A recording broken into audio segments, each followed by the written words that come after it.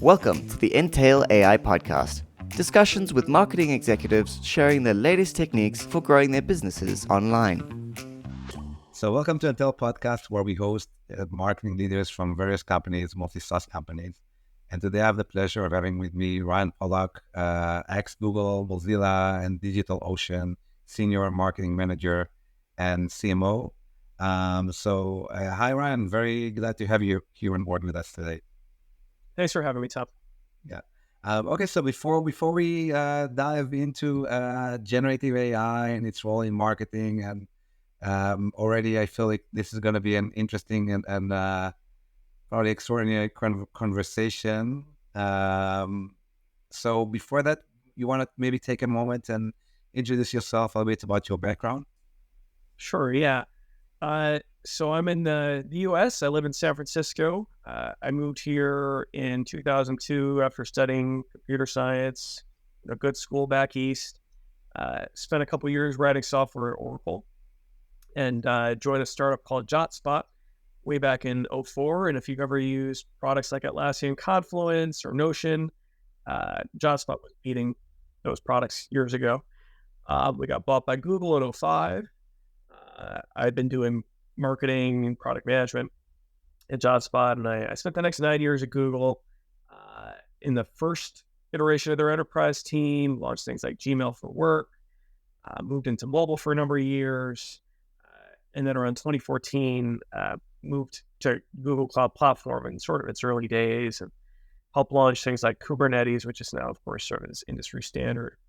A couple years later, joined DigitalOcean, very popular independent provider of cloud infrastructure. More recently, worked at a competitor to DigitalOcean, a smaller company called Bullisher, launching things like cloud GPUs, managed databases, and so on. And really, since working on GPUs there, and of course even more so in that, I really do consider it a post-ChatGPT kind of world that we're in now. Have been all the more obsessed with generative AI, its capabilities. So very happy to speak on that and anything about my past experience and sort of how it informs my point of view. Okay, so just one thing that I'm curious about before we dive into generative AI. So you started as a developer, you say, and you moved into product, which makes sense. It's close to dev and product are close, but then you move more into marketing as well, and often dev and marketing are almost at the like opposite extremes. So maybe you can like let us know a little bit about that. I mean, what made you? Yeah, I mean, I was always the super annoying straight A student growing up. So I just had a lot of different interests, and I loved writing, writing and reading books and so on. And when I got into high school and college, got into economics, and it was like 2004 that I discovered search engine marketing. And to me, that was like this really interesting fusion of, wow, there's actually, there's numbers all over the place. I mean, this is all about just making return on investments work and spending in a way that somehow creates value instead of destroys value. I found that really interesting. And when I joined the startup JotSpot, we were like 10 people at the time, really outstanding team, the guys who had started Excite. And I just kind of fell into this opportunity to do marketing and product marketing. And I found that for me, it allowed me to be technical at times, but at the same time, really think about, well, what makes this product useful to an end customer? What's the story? What's the strategy? And I've just been able to kind of span, this universe from diving at times very deep into technology, but then I've worked on even consumer products at Google, really zooming out in a human way and having at times an emotional narrative, not just a purely rational one. So anyhow, I found for me that marketing is just this role that lets me scratch all of these different itches that I have from kind of my upbringing. Yeah, I think so first of all, you don't see many people make this shift. I mean, not a lot of Yeah. developers even move out of development because there's always a lot of need for them. But Yeah. I think there's a lot of advantages to a person to a marketer who understands development and understands code and Yeah. all that, especially if you're marketing a tech product or not a Yeah. tech product, a product that targets developers. Because I think Certainly. that's one of the probably like most challenging and also quite expensive fields to be in. I mean, expensive because I mean we do have clients in the industries, and like cyber and so on, Yeah. where the cost of content creation is almost like the cost of writing code because Yeah. you need No, it's people with that expertise, right? So that's super challenging there, right? yeah. Yeah. For the past several years, I've kind of been more focused on marketing of infrastructure products, developer platforms. Um, and I kind of have decided to specialize in that, even though I've done consumer at Google, at least part of the time. Um, it did ultimately occur to me that like the fact that I have this technical background makes me part of a smaller supply, if you will, of people who can actually bridge all these different worlds. Um, so yeah, and when it comes to creating content that is technically detailed and ultimately helpful for a developer audience, that's what they want more than anything else. Is they want help in figuring out how to do the thing that they're trying to do. Um, but yeah, the people who can kind of do some of that work is it's not as massive as other kinds of marketing. Okay, and so okay, so let's start moving into topics that are related to AI. So, like you say, I mean, a lot of marketing. I mean, I always say that all companies, all brands need content in their marketing, and now there's a trend which I see in many companies and some of our clients as well. We see marketing leaders being pushed by their CEOs or other executives to drive down costs using AI and so on. I think it actually started to stable when come to think of it. In the beginning, like after ChatGPT launched, it was like like more like a AI frenzy, and now people they still want to use AI, but it's kind of like a bit calmer than 6 months ago or a year ago. Um, but still, I mean, my opinion, and that's also what we do at Intel, is you want to use AI, but you want to be smart about it. So, and like the way we analyze it is, if you can create endless amount of content with AI, it means that it's even more of an inflation that used to be even before AI. I mean, there was inflation even before AI. Now it's hyperinflation. So doing more of the same will not help you stand out. Eventually, if you go in Google Search Console, there's this status scroll dot index or discover dot index. That's where your content is going to go if you just create junk content. So you need to move more toward like expertise. And that's why I also mentioned like you being a developer and all that. So what's your take on that? How do you think companies should go about this now? Yeah, I mean, I think that generative AI it does. Some people have said that it brings the cost of content creation to zero. I've seen some people say that. I mean, I think that's a bit of hyperbole. But for certain kinds of content, it's that's basically true. Um, but for the really good stuff, I still think that you're going to need human, probably more than oversight, but collaboration. Truthfully, um, but I think we are living in a world where, I mean, every day it's just unbelievable. Like I struggle mightily um, to consume the things that I would like to consume, and also to figure out how to put back out into the world. Like there's a tension there. Um, but I think that the companies that continue to create content that engages their audience, in the world of sort of developer marketing, that is really helpful and uniquely so. Those are going to be the ones that I think do quite well. Um, But one other thing I'll just mention here is over the past 10 to 15 years, many kinds of companies have been uh, sort of bored or propelled by uh, Google search. I happen to work at one company. I was at DigitalOcean, which is a cloud infrastructure provider, providing things like virtual machines and Kubernetes and databases, GPUs now. Um, and a lot of that company's success has historically been due to the fact that they were able to build a really impressive collection of content tutorials, developer how to deploy the Ubuntu operating system or MySQL database or Mongo, what have you. Um, and as people, as the masses increasingly shift off of Google finding information, it does really change kind of the equation. Um, this sort of content strategy, what works, how to grow a company in this AI era. It's all kind of different now. Um, so So, anyhow, I view just to clarify, you're saying that sorry for disrupting, but you're yep, saying basically that now because of ChatGPT, for example, people can yep. go and just ask ChatGPT how to questions instead of like going to that type of content like Digital Ocean had. Yeah.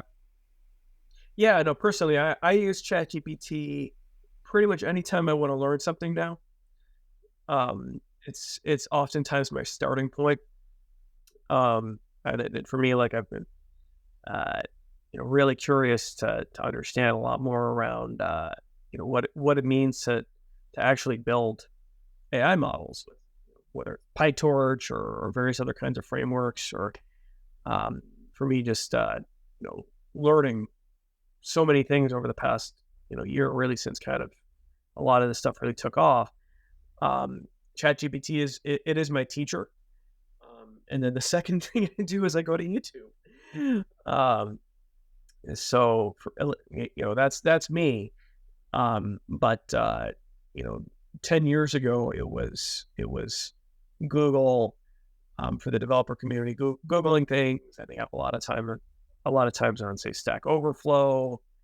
So anyhow, within the developer world, things there's definitely been an earthquake, I would say, over the past year as to, well, how do you go about kind of learning the things that so many people are trying to learn now. Um, so anyhow, a lot is changing very, very quickly right Yeah. I mean, I'm not a developer, so I don't consume developer content, but I can tell you, for example, like client of ours that does, they have an app for like profit and loss calculations and all that. And a lot of the content they used to do before was like, like like spreadsheet templates for like P&L and things like that. And even like how to solve things on Excel and all that. But this type of content is now very easily, like, if nowadays, if I use Google Sheets and I need a formula, I just ask ChatGPT, like, write the formula, now. this and that. You write all the rules and it basically writes the formula. So for this type Yep. of content, for me, there's no reason to Google it anymore. So I would say Yep. like this query class, I don't Google anymore. I just ask ChatGPT. But Yep. and I guess for a lot of like dev related questions, that's true as well. Um, Yeah. but the Yeah. I think one of the great irony in a way is that it's now far easier to create content because of generative AI, but the efficacy of such content is also dramatically reduced. And partly that's due to a supply increase of content, but partly it's also just the user experience of retrieving the content one is looking for is now fundamentally changed from you having to comb through 20 different links to, okay, now you have this seemingly omniscient chatbot, um, that can of course be manipulated to retrieve things from the internet and so on. Um, so it's the the entire model is disrupted. At least if you're doing this kind of right, in my opinion. And I don't think we're not near a new normal yet. I would say there was a normal before ChatGPT. To me, we're working towards figuring out what this is going to look like. But I don't think we're going to know any kind of. I don't think we're going to, as an industry, be in any sort of like equilibrium kind of state. Probably at least another 5 years. Things are always changing, but like the amount that Yeah, continues to change yeah, is I definitely agree with that. It will take more time until the chips start to fall and into place, and we really yeah, understand where we're at. The market has definitely changed, and I think it's also interesting. I often speak about that. That Google is still rolling out SG, the Search Generative Experience, which yeah. is not a very good name for this feature, I think. Uh, Believe me, it's better than. I honestly, I like left Google because of naming issues. Or I can tell you that story sometime, but no joke. even though there are algorithm updates, I often like the names. Like they have this new feature called Perspectives. I think it really encapsulates what the feature is about.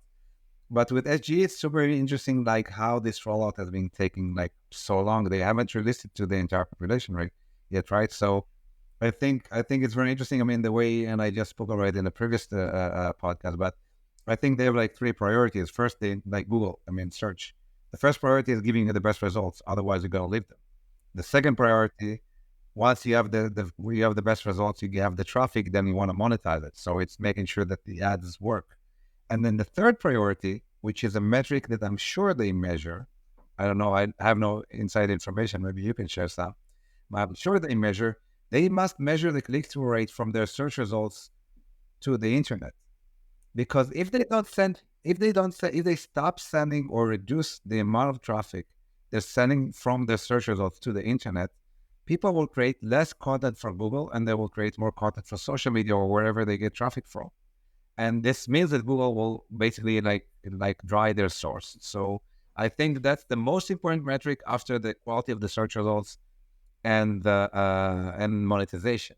And I think having all these three work well is really like the most important part before they can like really like open SG to everyone. And I think they're not Yeah, there yet. I think they're not there yet in terms yeah. of the quality of the results, right? But I left Google back in 2015 after my daughter was born, so I haven't been on the inside for many years now. But every aspect of that product was deeply instrumented. But from my perspective, like I mean, when I look at OpenAI in particular, it's such deja vu for me. That this company has come along. To me, it feels so much like the Google playbook of old. And by accident, though, by accident, I don't think that their business doesn't strike me as one that was predicated entirely upon consumer intent to build this massive consumer business. But anyhow, I view what's happening with AI honestly as an absolute nightmare for Google. It's I don't know exactly. I'm not following your financials that closely or what have you, but the capabilities are so completely disruptive to the standard Google experience and business model. Um, I I mean, I don't know, and of course they're having plenty of drama. They've had drama for years now. In terms of people and layoffs and so on. Um, but anyhow, I get why they've been cautious about all this. I think it's just so tremendously disruptive Yeah. to their core product, and yeah, I'm not so bullish. By the way, what do you think about that? Like what I just mentioned. Do you think because I heard Satya Nadella, the Microsoft CEO, speak about Bing and incorporating ChatGPT, and he spoke about the traffic that they're sending back to publisher or sending back to the internet from the search engine as one of the most important metrics that they measure. Um, I'm sorry, you broke up for about 15 seconds. yeah, sorry. So I was saying that I saw an interview with Satya Nadella from Microsoft, Yep. the CEO, and he spoke about ChatGPT incorporating that into Bing, and he mentioned how the traffic, how important it is for them to measure the traffic that they send from the search results to the internet. So that's one of the main metrics that they measure. Yeah.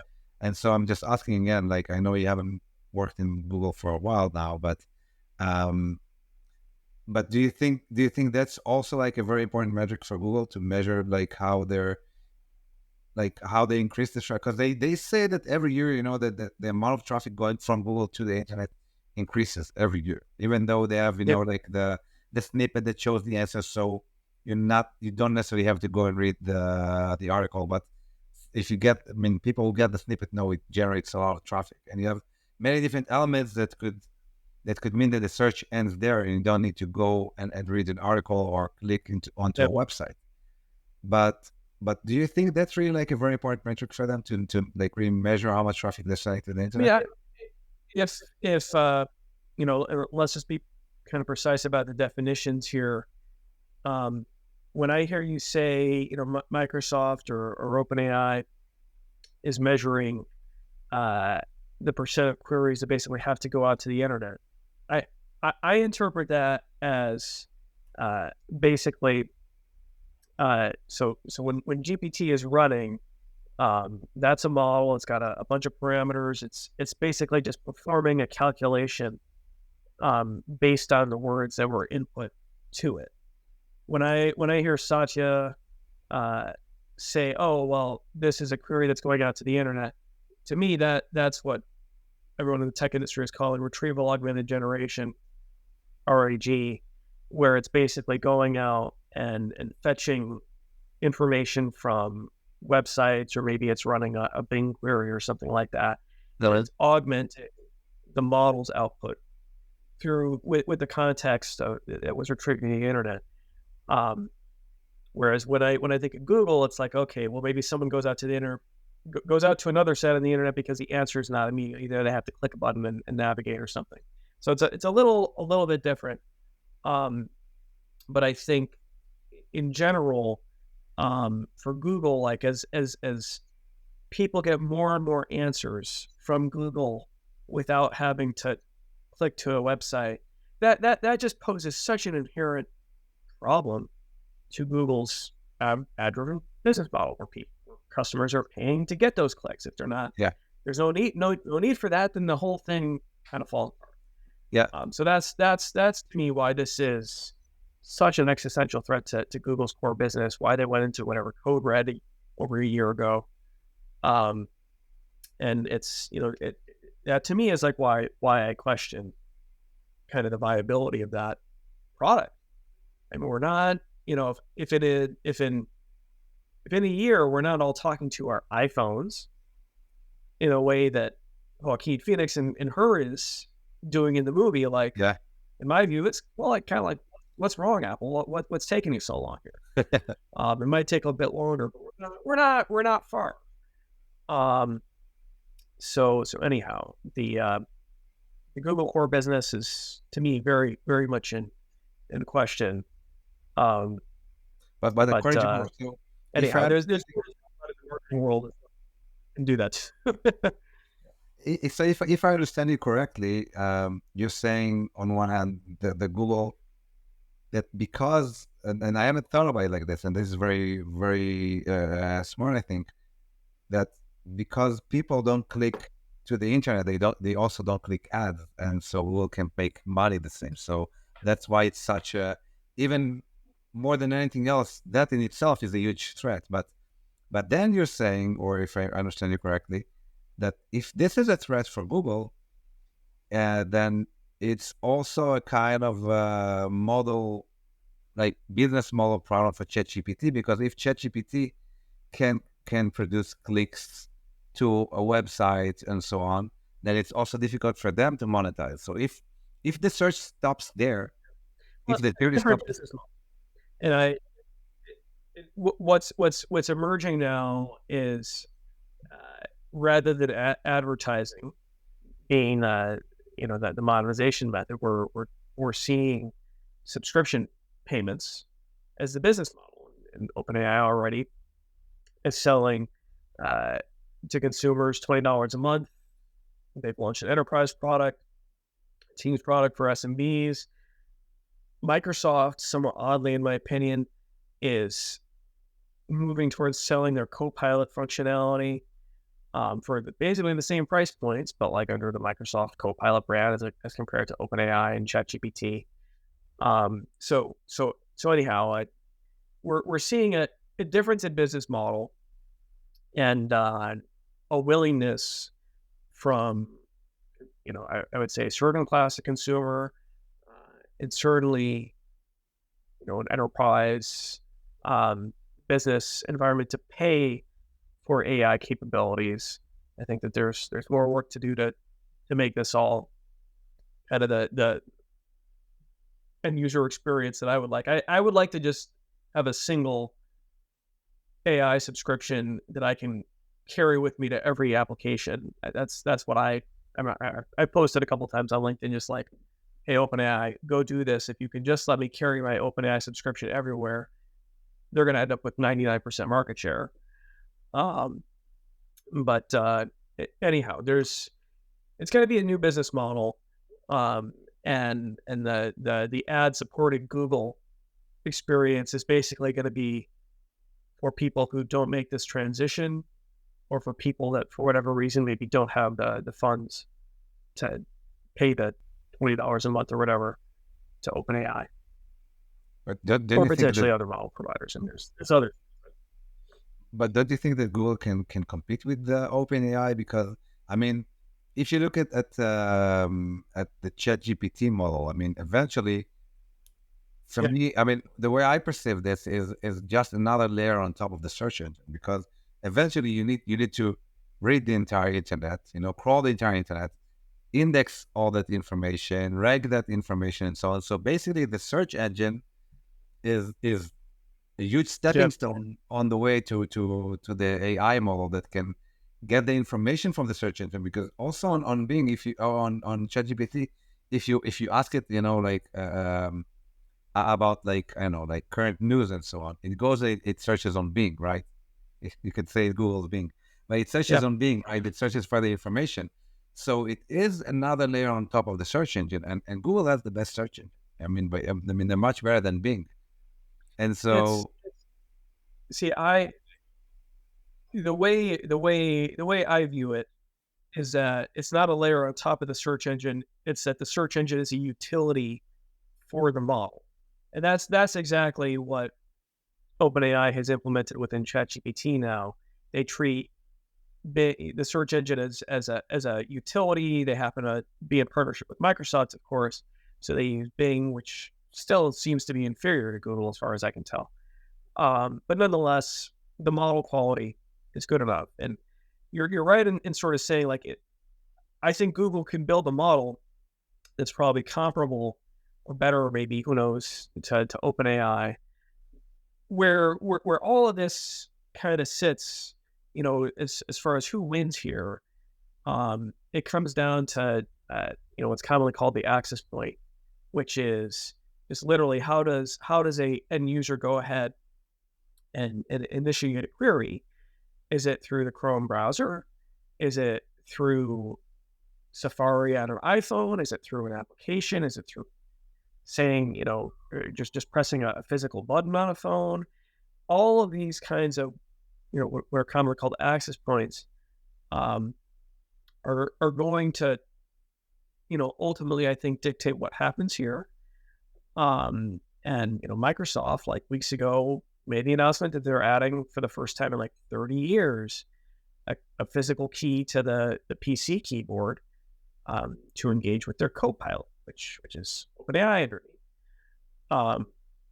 So we'll see, but there's no doubt that there's more influx than I think there's been in decades. And if I'm Google, and I own Chrome, and I have this business that depends on people clicking a link, if I'm Google, like I'm I know that like I can make these changes that are in consumer interest. They're not necessarily in the interest of the business. And that is like the thing that has fundamentally changed because for so long, the uh, what consumers have wanted to do has aligned with what also made Google money, at least with the one exception being Google like logging everything that the user ever does and completely mining data. That's been the one thing that's been disaligned. But now we have like a fundamental user experience misalignment, and that is the real challenge for Google to navigate. And I don't think there's a great answer because everything that they do now to give the sort of customer experience that people want, it's basically undercutting the core business model. So anyhow, I didn't know I'd end up talking about all this today. I had other marketing related things to talk about, but like this is Google. I don't, I mean, it's like I'm fascinated to the point of obsession with this topic because since ChatGPT launch, I mean, since Intel's business is grounded so much in search. I mean, we built a model. We call it the topical authority model, which, I mean, in essence, tries to imitate Google and kind of like build an upside down model of Google that can predict how to rank content. And we look a lot at Google's model or the way we perceive it because we don't have inside information as a kind of called topical authority, but as a kind of an authority on what content you need to create and how this content should look like, because Google is the most almost like universal. It's not one algorithm, it's like hundreds of algorithms, but it's the most universal model of like what content is the best content to answer a specific query. So I've been really obsessed with this since ChatGPT came out and seeing how we also adapt to this. And so and yeah, and let's bring this back home to marketing. So this was more like a talk about the main like strategy and our predictions. But in today's like day to day, what do you think is the right way for marketers to use generative AI? Because I see so many, like you see all those get rich quick schemes on social media and all that, and it looks like complete bullshit. It's like this. I mean, I had a podcast with this guy. He said that this prompt is not gonna change your life. Like to answer all this, like this prompt is gonna change your. It's not. If you're doing a video about this, if you're watching a video about this, and then 500,000 people also watch this, they're doing the exact same prompt. It means that if you use it, you're not going to stand out because everybody is doing this, right? So what do you think is the right way to go about this, to use AI in your marketing? I mean, maybe this answers your question, but I'll show you probably because I think it's a bit funny, and we're talking about. But like you had sent me prior to our discussion today, you had sent me a list of topics, so at least I wasn't totally blindsided as to what we'd be talking about. And to me, like the right way to use AI, it starts with honestly, I think a bit of humility, in acknowledging that we as individuals cannot know everything, and making this admission that anything that we might be asked to do in sort of the white collar working world of thought, is now worth consulting something that maybe knows more than us. And what I'm showing you here, is it's somewhat of a joke, but at the same time not. Months ago now, I basically, after OpenAI announced the ability to create custom GPTs, I quote cloned myself by feeding in, my resume and about literally 30 minutes of me doing, just like a completely soliloquy, a soliloquy of a narrative about my experiences and opinions and so on. So I've not even published this to the GPT store, by the way, but it's accessible. But anyhow, I added this basically as an overlay atop of ChatGPT. And now periodically, like I'll go, if someone sends me, a bunch of questions over email, I got these, requests to consult from time to time. And I find that like, oh, whatever, I can have this generate the answers to that more quickly. Um, the other day, someone wanted to talk to me about some data center stuff, and even before a call, he like asked my GPT like what what it thought about sort of edge data centers and how they would be useful for AI. So anyhow, the macro level point is like for us all as marketers, let's be honest that we don't know everything. It's suddenly now worth consulting with various forms of AI to basically learn what it recommends. So of course, in seeing that you sent me this, these list of topics, I I asked my GPT about half an hour before a call, like, what do you think I should be saying?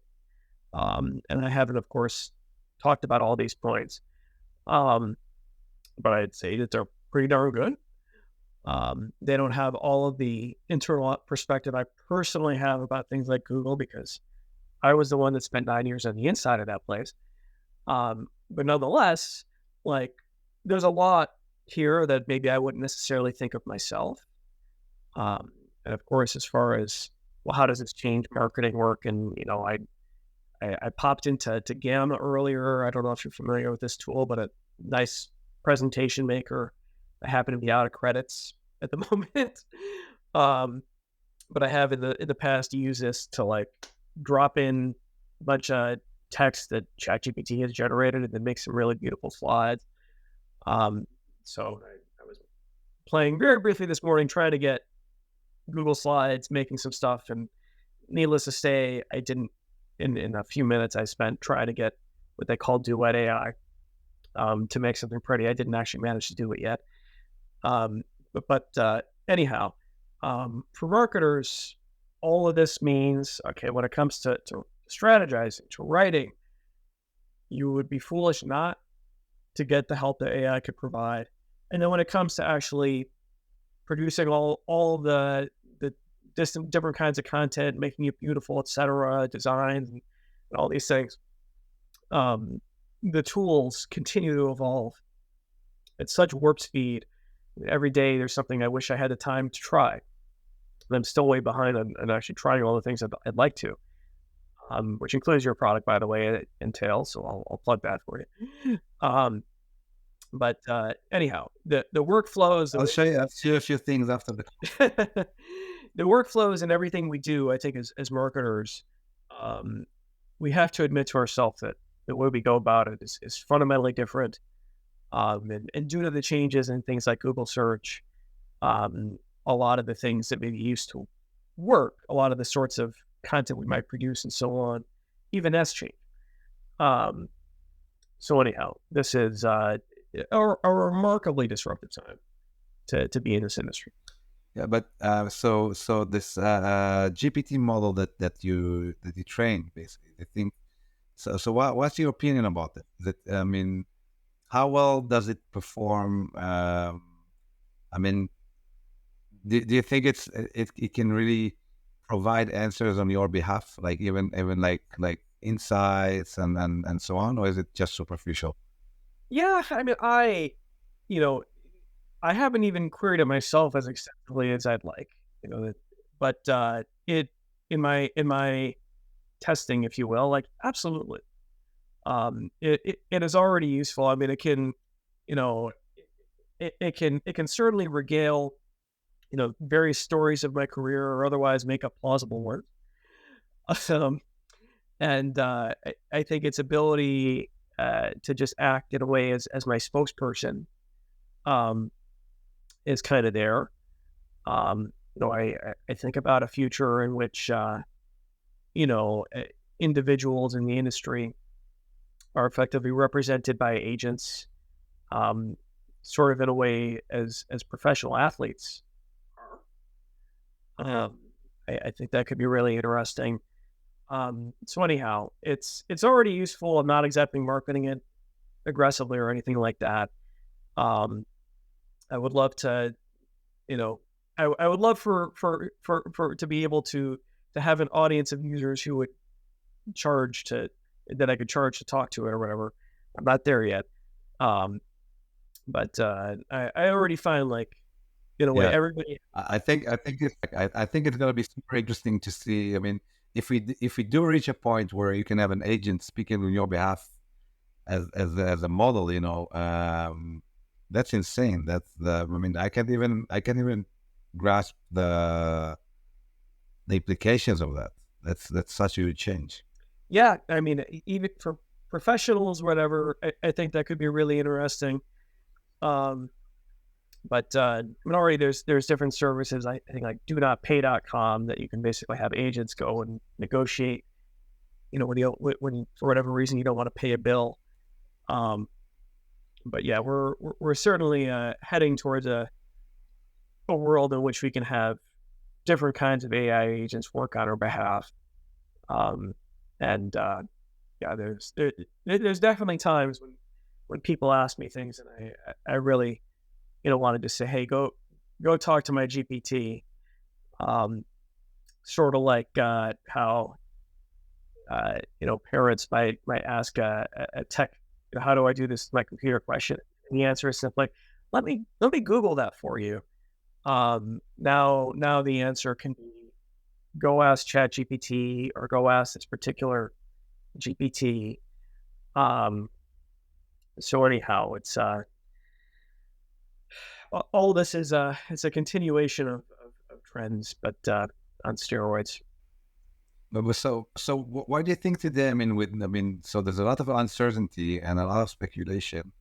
But marketers, they have to sell products today. So I mean, and I have that as well. Like in my company, where we need to decide where we want to invest our marketing budget. And so, where do you think marketers should focus?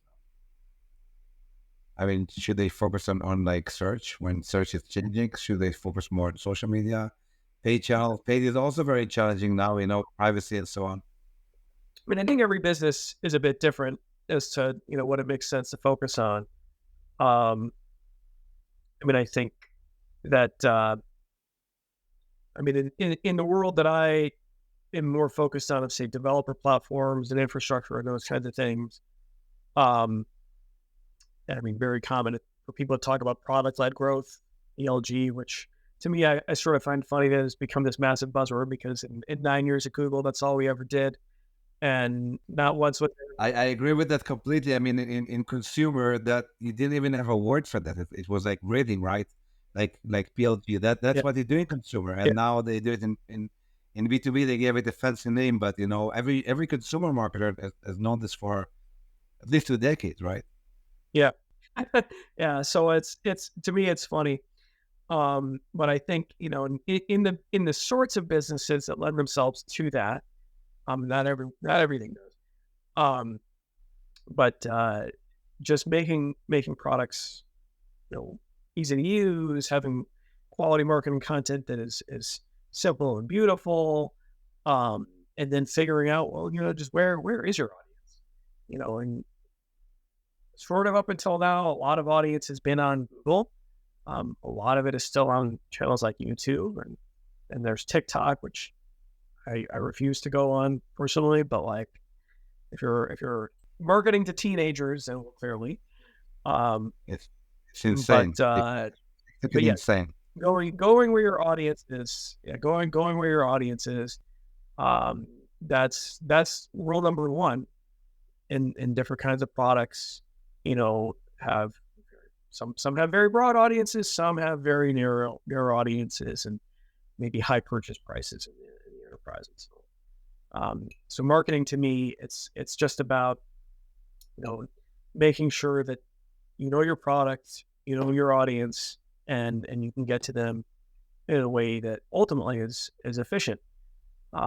Which brings me back to the economics background that I mentioned earlier. It's like, well, that's kind of what it's about at the end of the day. It's you're trying to do something that is profitable, at least, especially in the world that we're now in, that suddenly people care about profits. Yeah, yeah.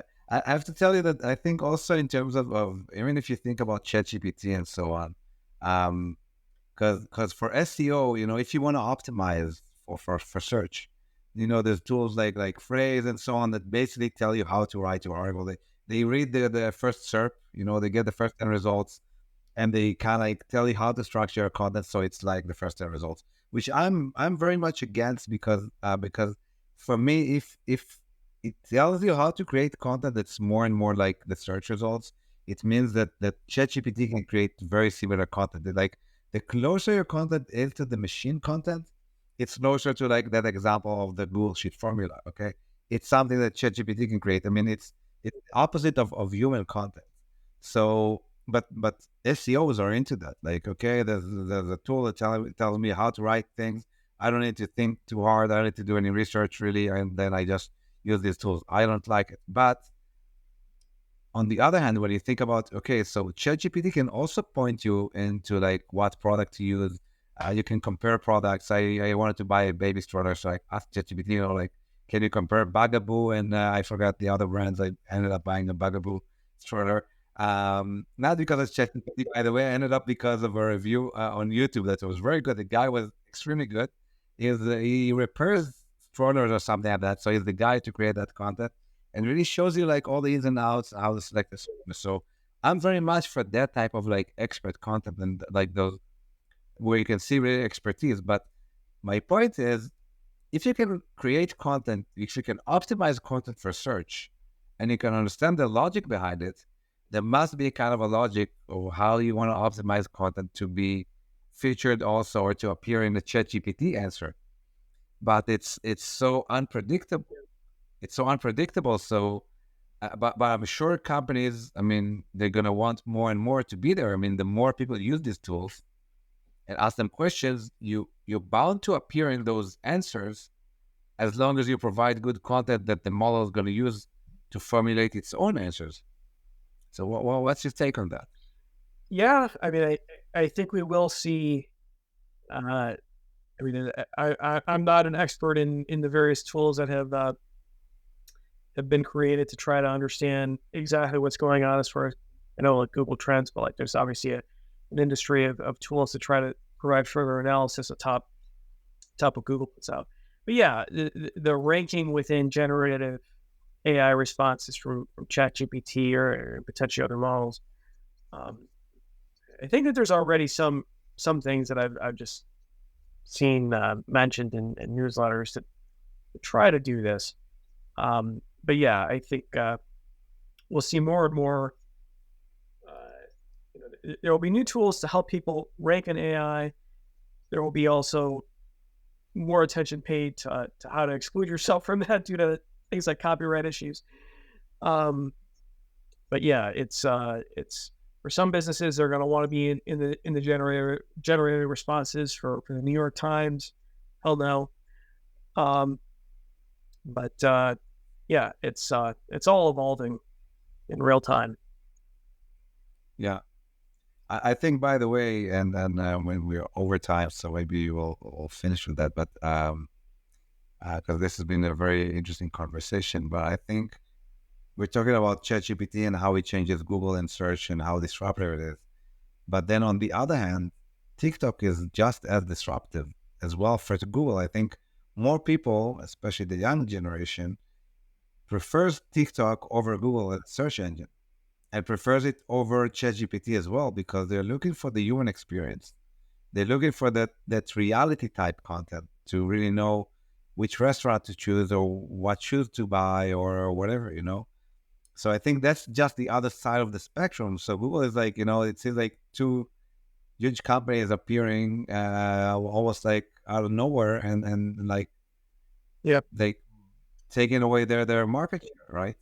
Yeah. I mean, So, but that's a completely different. yeah. I mean, TikTok is less of a Google replacement, I think, than, TikTok is obviously more of a problem for Meta, Facebook, Instagram. It is a problem for YouTube. That's why YouTube has done YouTube Shorts now. But yeah, I mean, to me, they serve different purposes as far as sort of what is the consumer problem in the moment. I mean, Google has always been about getting someone in and out as quickly as possible, whereas TikTok or Facebook or Instagram is about the opposite of that. It's like, how can we keep this person here as long as possible? Um, so they're different things. In some way, they may end up similarly informing like consumer product selection or what have you. But they're different. But YouTube is, that tends to be, I think, where people go for longer form content, and TikTok is for that, 15-second fix. That sometimes turns seemingly into hours for people, but yeah, TikTok is another thing. Yeah. So Okay, well, that was fun. yeah, it was very interesting. It's also very interesting to hear. You definitely sound different than many marketers I speak to, and it has to do probably with who you are, and then a lot because of your background. So you look at it more like also as a developer, and that not many marketers have this perspective. So it's been very informative, and I learned quite a lot. Yeah. So thanks a lot. Been a pleasure talking to you. And yeah, and hopefully we can also catch up in a few months, see how things have changed, because like I say, the market is moving so quickly. So our perspectives also will change very quickly now. Yeah. All right, we'll be in touch, and looking forward to putting this out. Sure. Okay. Thanks you very much, Ryan.